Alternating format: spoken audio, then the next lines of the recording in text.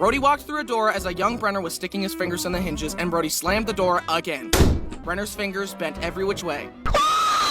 If I had a nickel for every time I slammed a sibling's fingers in the door, I'd have 2 nickels. That isn't a lot, but it's weird that it happened twice. Luckily, Brenner's fingers didn't break, and the doctors fixed him up. Feel better soon, buddy, and don't get into any more trouble. I will make no such promises. One time, me and Brenner were playing tag, and rather than be tagged by me, he jumped into a busy street and a car barely avoided him.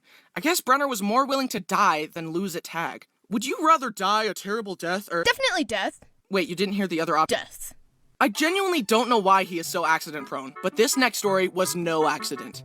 You know how sometimes your mom has a really good friend, so she decides to make you hang out with her friends' children, but you don't like them? Yeah. When I was younger, my mom sent me and Brenner to play with the neighbor kids, Jake and Steven. The main reason I didn't like Jake was because he said, "Your sister is so hot." Brittany was 18. Jake and I were 8.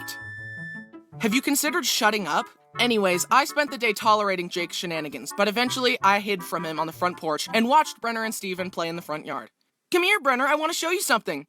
Brenner walked up to him, Steven grabbed his hand, reached into his pocket, and pulled out a pair of scissors and started cutting Brenner's fingers. Stop! I ran over to them to check on Brenner. His fingers were bleeding and he was crying. I slapped the scissors out of Steven's hand, grabbed him by the arm, and forced him inside to his mom. "Hey, Steven just cut Brenner's fingers with scissors."